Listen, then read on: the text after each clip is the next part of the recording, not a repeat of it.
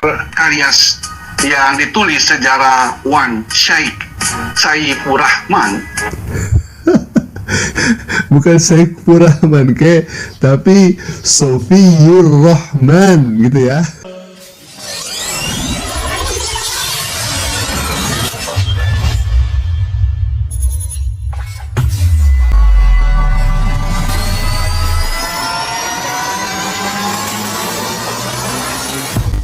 Assalamualaikum warahmatullahi wabarakatuh. Ikhwafillah, sahabat Tasyikaji, semoga semuanya ada dalam lindungan Allah Subhanahu wa taala dan semoga Allah senantiasa memberikan kita kesehatan, naungan rahmat dan selalu memberikan kita maghfirahnya. Amin ya Allah ya rabbal alamin. Baik ikhwafillah, di video kita kali ini kita akan mencoba mereaction sebuah video, katanya seorang murtadin mantan kiai ikhwah. Tapi saya sangat tidak yakin karena kakek ini ya, kenapa saya panggil kakek, karena untuk menghormati umur beliau yang sudah sepuh ya. Ya, jadi kenapa saya tidak yakin? Karena kakek ini tatkala menyampaikan Islam itu banyak kelirunya ikhwah. Bahkan menyebutkan nama para ulama di Islam ya, sekaligus nama kitab-kitabnya itu sangat berat ketika diucapkannya dan memang keliru pengucapannya. Nah, pertanyaannya, apakah memang ini layak disebut seorang mantan kiai gitu ya? Nah, mereka menulis thumbnailnya dengan tulisan, setelah MKC viral, muncul lagi mantan kiai ungkapkan kepalsuan al. Nah, al di sini pasti merujuk kepada Al-Quran ya, karena kan dia seorang mantan kiai yang hanya bermodalkan peci ikhwafillah. Baik, anehnya bukan pemeluk agama Islam, tapi kok so islami gitu ya penampilannya. Ini akan menjadi sebuah kebingungan tentunya bagi kedua agama. Disebut muslim karena penampilannya memang seperti muslim tapi gak percaya Al-Quran ya. Disebut Kristen karena mengimani Bible tapi kok pakaiannya pakaian muslim gitu ya. Ini kan jadi ribet. Baik, supaya tidak lama lagi kita akan langsung saja menyaksikan videonya ikhwah. Silakan. Saya melihat dan mempelajari bagaimana riwayat kisah Muhammad menjadi seorang nabi. Muhammad dilahirkan pada tahun 521 Masehi. Ini tunggu dulu ini. Ini sejarah ini, nggak boleh disalah-salahkan. Nabi Muhammad SAW itu lahir bukan tahun 521 Masehi, tapi tepatnya 571 Masehi. Ini Bapak ini mau korupsi 50 tahun tentang sejarah Nabi nih. Aduh, tentang kelahiran Nabi ya. Ini nggak boleh ini. Nggak boleh, ini harus diluruskan ya. Artinya kakek ini ngaku kiai, tapi tak tahu sejarah. Baik, kita akan lanjutkan lagi ke video berikutnya. Silakan. Nah, saudara-saudara, saya menemukan begitu banyak pertentangan. Ya. Kenapa saya katakan ini? Karena Quran sendiri yang menantang ini. Quran sendiri yang mengatakan di dalam An-Nisa 82. Tidakkah engkau memperhatikan Al-Quran? Kalau sekiranya Al-Quran itu bukan dari sisi Allah, tentu mereka mendapat pertentangan yang banyak di dalam. Nah, itulah yang mendorong juga saya untuk mempelajari hal ini. Dari tantangan inilah saya melihat ternyata begitu banyak hal-hal yang tidak diungkapkan oleh banyak para ustadz atau banyak para guru agama, khususnya dalam Islam, di dalam mengupas hal ini. Tapi saya bersyukur kalau saya boleh mengalami tuntunan yang berbeda. Dari latar belakang inilah membuat saya belajar lebih banyak. Bapak, Ibu, saudara-saudara yang saya kasihi. Waduh, ini gimana ke? Katanya tadi dikatakan dalam Al-Quran banyak pertentangan. Tapi ini ngomongnya malah ngalir ngidul, kesana kemari bicaranya.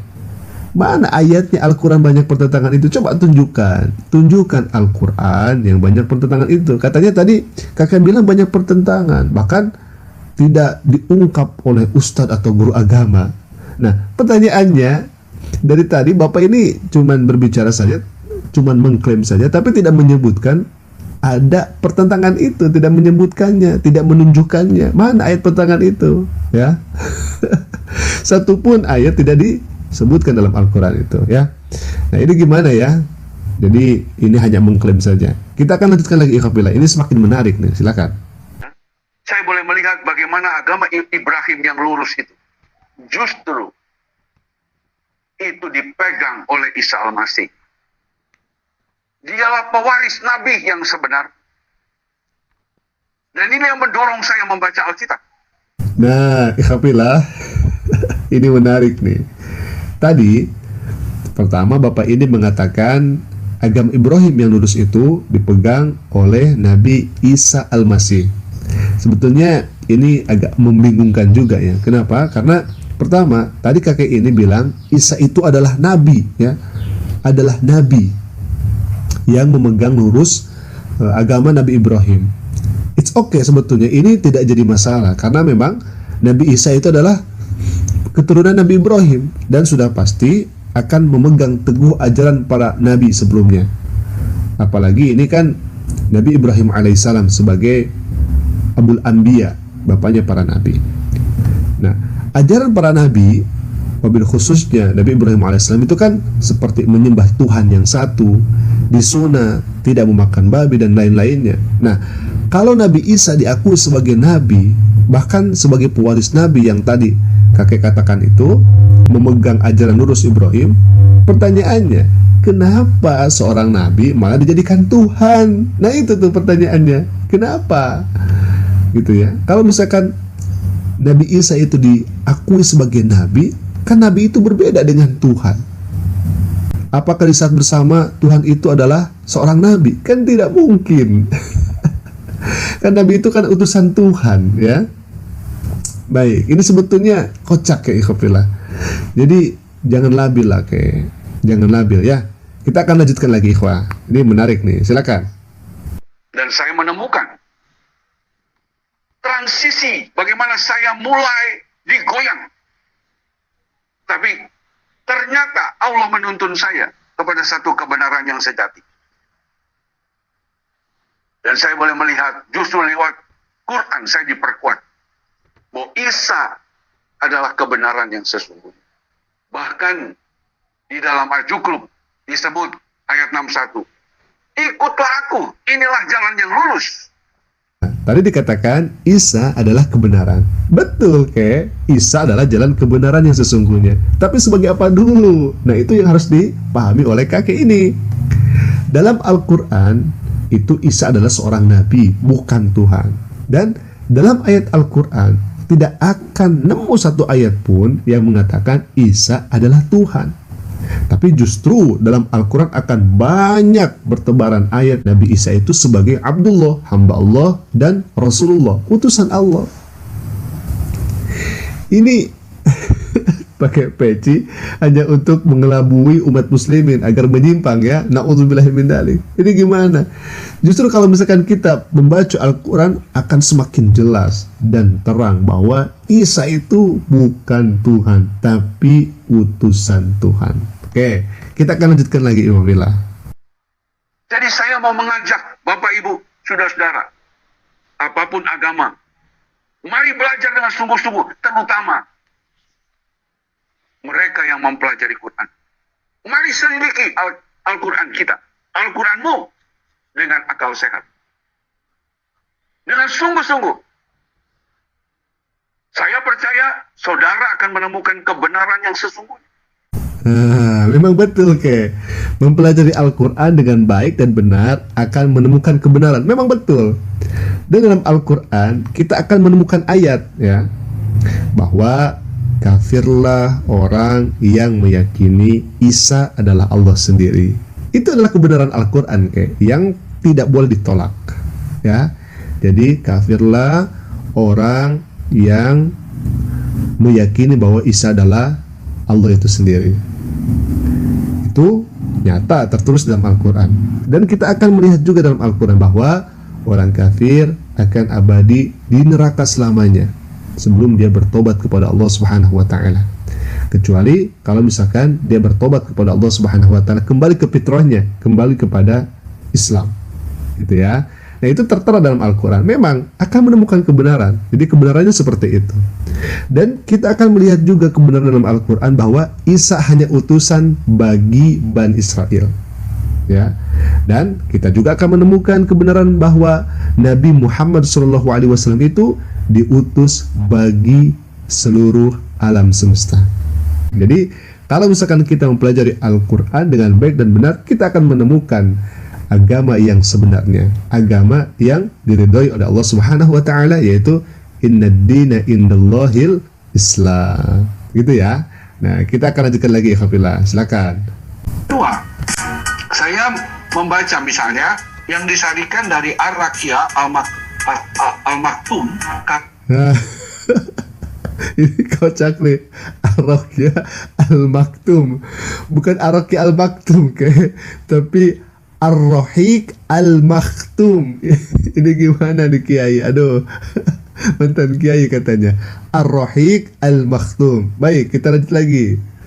Karya yang ditulis sejarawan Syekh Saifur Rahman. Saifur Rahman. Bukan Saifur Rahman kayak, tapi Sofiyur Rahman gitu ya. Sofiyur Rahman, Saifur Rahman itu jauh beda kayak. Jauh beda. Oke, kita lanjut lagi. Al-Mubarakpuri serta Al-Bidayah wan Nihaya. Bukan Al-Bidayah wan Nihaya kayak, tapi Al-Bidayah wan Nihaya. Ini katanya mantan Kiai ini, ikhwah. Allahu Akbar. Kita lanjutkan lagi, silakan. Ya, karya Ismail bin Umar Al-Quraisy bin Katsir Al-Basri atau masyhur dengan nama Imam Ibnu Katsir, ya, yang terkenal itu Nabi Muhammad atau Muhammad itu dipanggil oleh istrinya itu bukan Muhammad tapi Abul Qasim, ya. Apakah itu dia punya nama sebenarnya? Ya, Abul Qasim itu dipanggil oleh istrinya itu bukan Muhammad tapi Abul Qasim, ya. Apakah itu dia punya nama sebenarnya? Ya, Abul Qasim, ya. Nanti para generasi milenial itu perlu menyelidiki lebih lanjut, ya. Nah, ini ngakak Khafillah. Tadi susah sekali menyebutkan nama-nama kita, berikut pengarangnya. Bahkan barusan disebutkan istri Rasulullah itu memanggil Nabi Muhammad dengan sebutan Abul Qasim, bukan Muhammad. Dan katanya, apakah Nabi Muhammad itu punya nama sebenarnya? Begini nih, kalau memang tidak tahu bahasa Arab, ngaku mantan kiai tapi tak tahu bahasa Arab, akhirnya jadi seperti ini. Abul Qasim pun juga tidak tahu. Nah, kita akan jelaskan biar kakek ini paham ya sedikit. Abul Qasim, atau kalau memakai harfun nida menjadi ya Abul Qasim, itu adalah kunyah, ya. Atau kalau kita sebut itu adalah landian kepada seorang. Sungguh sangat kurang elok ya kalau misalkan istri Nabi itu berkata kepada Nabi Muhammad dengan sebutan ya Muhammad atau Muhammad. Ini saya rasa tidak sopan kalau demikian, begitu ya.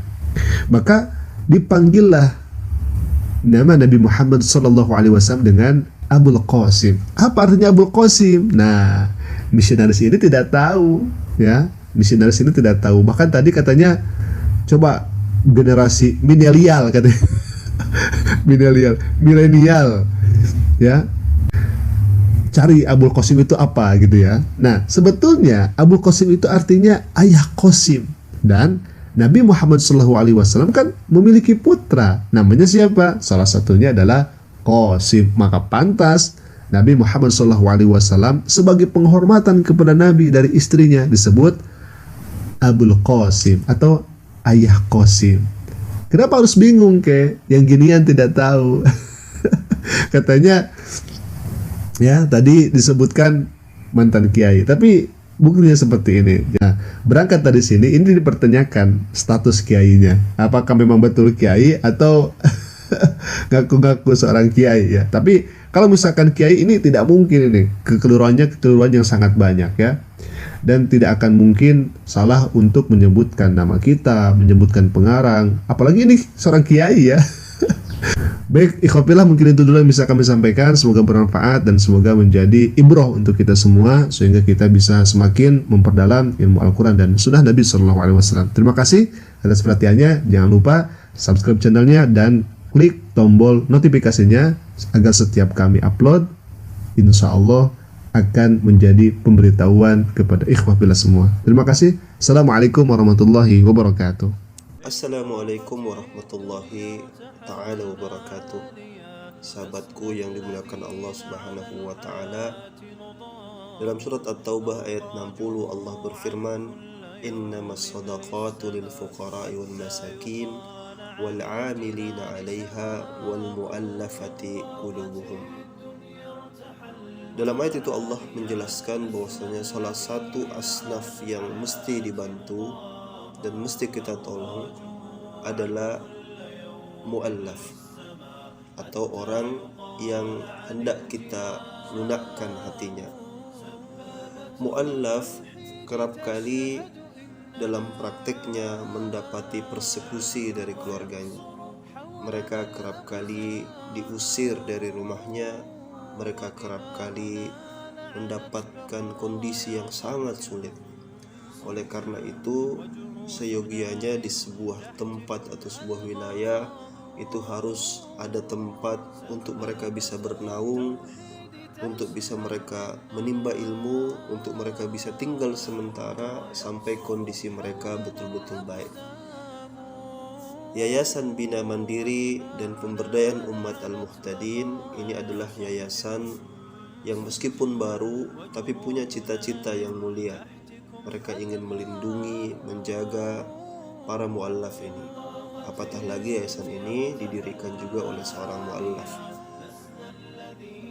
Insya Allah mereka punya niat yang mulia dalam waktu dekat ini untuk membangun sebuah RSM, atau kepanjangannya adalah Rumah Singgah Mu'allaf. Rumah Singgah Mu'allaf yang mungkin kita kurang familiar mendengarkannya karena masih kurang. Inilah yang mereka cita-citakan. Ada rumah singgah di mana mereka mu'allaf itu yang seperti saya katakan di awal tadi bisa menjadi rumah kedua mereka atau bahkan rumah utama mereka dalam menjalankan atau mengukuhkan akidah-akidah mereka. Saya minta kepada antum semua untuk ikut membantu, berapapun nilainya, insya Allah akan bernilai pahala di sisi Allah Subhanahu wa Ta'ala. Terima kasih saudaraku sekalian yang tergerak hatinya, yang sudi membantu. Kalaupun misalnya tidak dapat membantu secara harta, Anda bisa bantu sebarkan pesan ini. Semoga Allah Subhanahu wa Ta'ala memberikan keberkahan dalam kehidupan antum, dalam rezeki antum. Wassalamualaikum warahmatullahi ta'ala wabarakatuh.